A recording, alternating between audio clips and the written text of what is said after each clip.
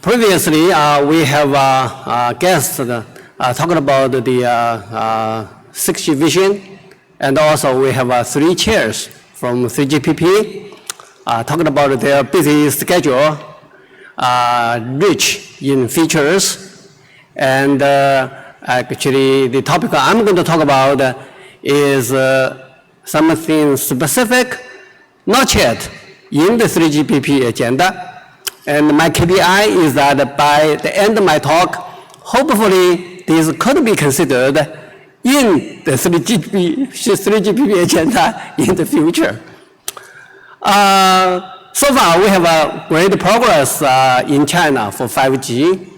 And the 4G, of course, took about 8 years, started by the launch from Verizon. And for 5G, China started in the 2019, so it's about the 4th year for the deployment, and we already reached 3.5 million base stations now, 3.45 by the end of last year. And indeed, China contributed significantly to the world ecosystem in terms of the size of the economy. And of course, we still have a long way to go compared with 4G, 6 million, 5G is halfway there. And altogether, China has about 11 million base stations so far, very significant for the world ecosystem. And as far as now, we already have 1.75 billion cellular users in China. And the number of connections in IoT has passed the number of users to reach 2.33 billion. And ARPU is about the same with a slight improvement.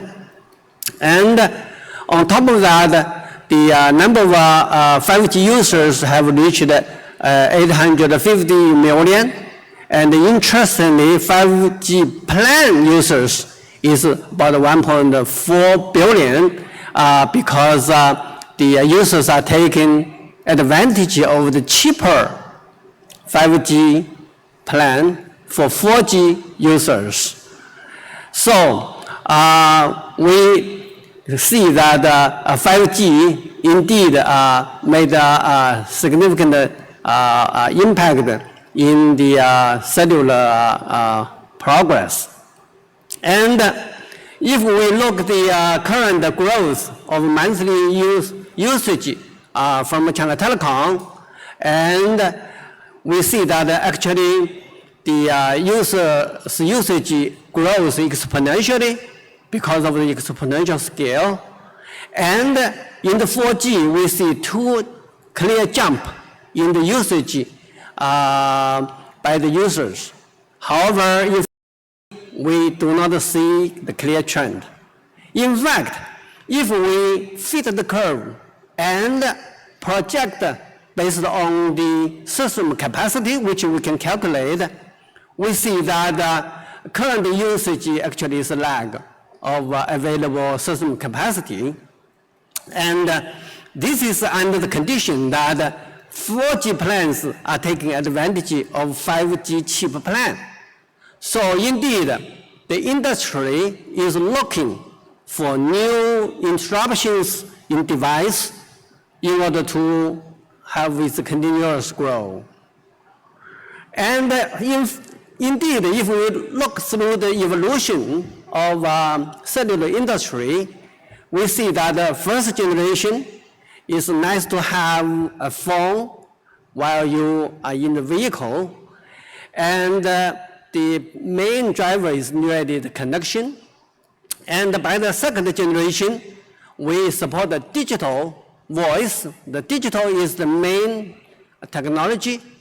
And it is really driven by the handset evolution through the chipset minimization. And for the third generation, we use CDMA as driving technology to support the data and the capacity for data. However, the real growth is in the fourth generation by using OFDMA technology and pushed by the smartphone availability. So we all know that 5G is the use of the MIMO technology and mainly drive for the verticals and IoTs. However, the driving force currently is still missing. And now we are moving towards 6G. And the 6G, from now, we can see that it may continue to use MIMO as main technology and will move towards the ubiquitous coverage, sensing, and other areas, and AI.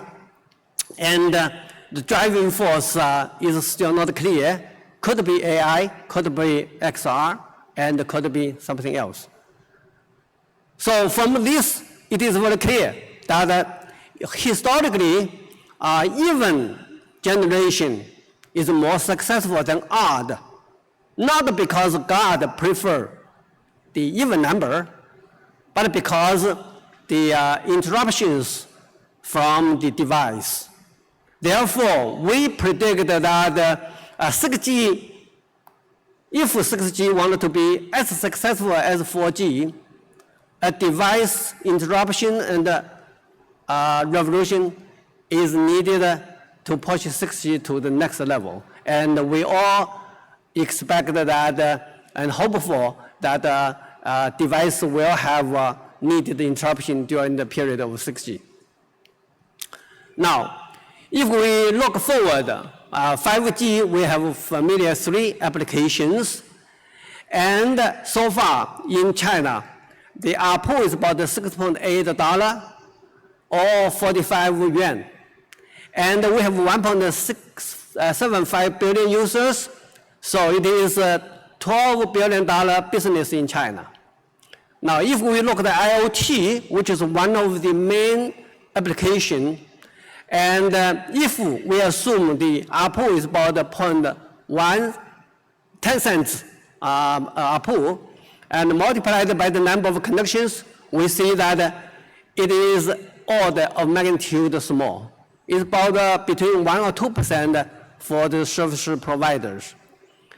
Therefore, it is critically important for cellular industry to locate or find technologies and directions that can significantly drive the growth of the cellular industry. And as of now, currently we see that AI, sensing, satellite are among the 3 potential directions people are working on. Now, for the 3 directions, from service providers' viewpoint, and AI, the future of AI is actually very foggy. China Telecom, China Mobile, and other China Unicorn are also doing the AI, large language model, and we are making significant stride on that. However, in this area, it still could be advantageous to internet operators, not the cellular operators. And also, as will be discussed by our distinguished guest tomorrow, the AI in the physical layer of the cellular system has a long way to go, and also it is foggy as to whether we can go somewhere. And the ubiquitous connectivity is mainly to put a satellite into the handset, which is a very exciting area to work with. However, it may only be a play for niche market, and it may not be a revenue play for the operators. And therefore, a lot of hope is being given to the sensing. And the sensing actually has 2 parts. One is for the handset sensing. A lot of good work has been done in the terminal vendors and are very hopeful. And another one is in the system. And today, I'm going to mainly focus on the system part of the sensing, and hopefully it will generate a significant amount of revenues for the cellular industry. And we all know that drones has been making news lately in the media, mainly in the regional conflict. However, we believe that the real growth is actually will be in commercial areas, and in addition to the ecosystem from the military. And currently, the drone development is very healthy in China and is projected to grow into billion-dollar business. And in terms of future applications, we all know that today we have lots of incidents to deal with, and the police will be there to deal with it personally. And in the future, talking drones will be there faster and easier and to solve these problems. Another possibility, for example, is incident management. And based on our study, most people want to send drones on site to get the information before the arrival of the crews. So as you can see, the drone applications can be very broad and has a lot of potentials. And of course, there are several major applications for the drone industry, and including the express delivery, agriculture, smart city, and of course, cruising. And from the technology viewpoint, it has two different type of traffic. One is a voice-like, which is constant delivery of the bit stream. Another one is EMBB type, is a backhaul of the video. And these two directions actually consist of the high-end IoT sectors that the industry cannot afford to miss. So now let's look at the size of the market, which is very important. As we know that previously we worked on the IoT, we worked on the vertical. It turned out that the size is still very limited from the cellular industry's viewpoint, from the operator's viewpoint. So for the drone applications, we see that in Asia Pacific, the opportunity is about 160 billion by 2028. And China will be about 50% of this market, is about 80 billion as projected. And if we look at the food delivery market in China, for example, there are about 30 billion food delivered annually in China, which is about 25% of the restaurant revenue. And the total revenue is about 175 billion with a growth rate of 26%. And the money in the delivery cost is about 25 billion in 2022. And if we extend this one to the 2028, we expect it will grow to 75 billion in delivery revenue. And in the same token, the express delivery is another major application area. And last year, there are 132 billion package delivered with a growth rate about 19%. And if we assume a growth rate of 10% to be conservative, and we see that the total addressable market for the delivery from food and the express delivery is about $375 billion so far in China. Now, if we look at the business case for food delivery industry, we see that the drones has a cost which is payload dependent. And to summarize, as of now, it takes about $500 per kilogram payload for the drones. This, of course, this is a big price now. And by 2028, I think the price will maybe drop to half. And currently, there are millions of big food delivery personnel in China. And each personnel costs at least about $8,000 per year, and which is enough to buy a 15-kilogram payload drone even now. And with a 5-year time frame, and the drone capex is clearly less than 20%, which is a requirement for this one to have a business case. So the rest of the 80% can be used for staff, marketing, operation, and profit. So from here, you can clearly see people question whether the takeout food delivery has a business case, and from here, clearly it has a business case. Now, another, of course, to have the drone industry to take off, the prerequisite is really the network. Currently, it takes expensive pilot to have a license to fly the drone, especially me, very expensive. And in addition, the current control system uses Wi-Fi, which is interference prone and also cannot avoid collision. Therefore, established cellular coverage in the airspace is the prerequisite for the takeoff of the drone industry to be autonomous and connected.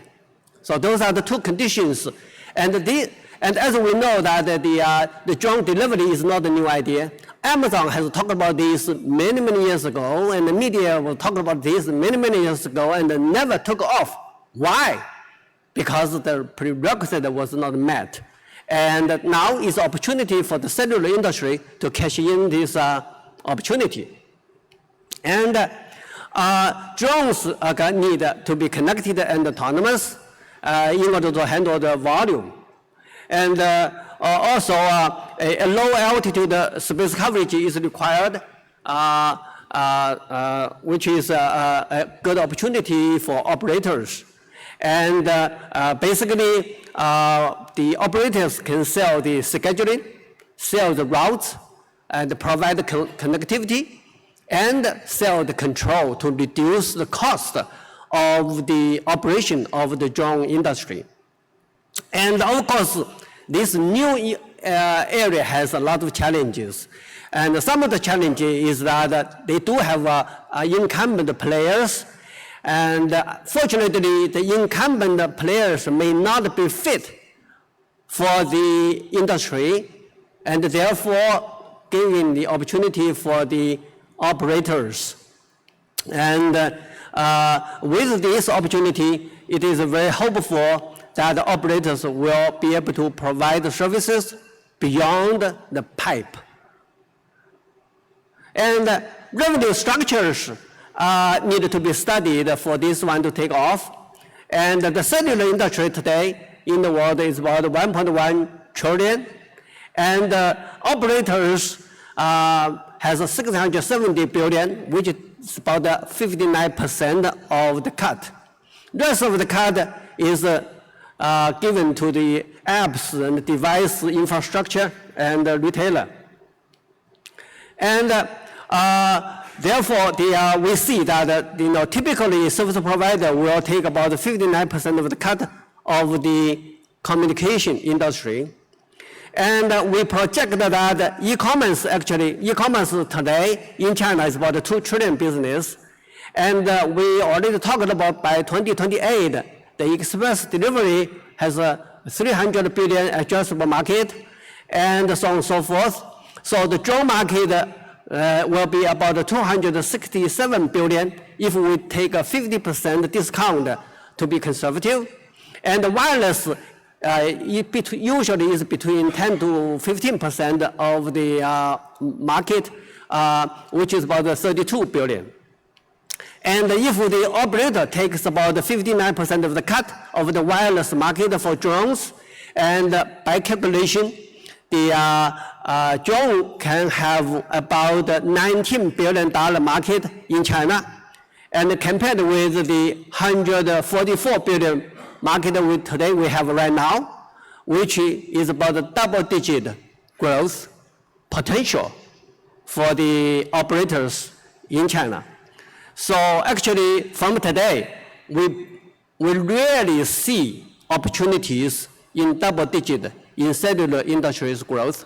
So from here, we see that the drone market for operators is a potential double-digit growth. Of course, if we can overcome all the problems and if the 3GPP put this on its agenda. And also, of course, it has actually 3 logic systems to support it.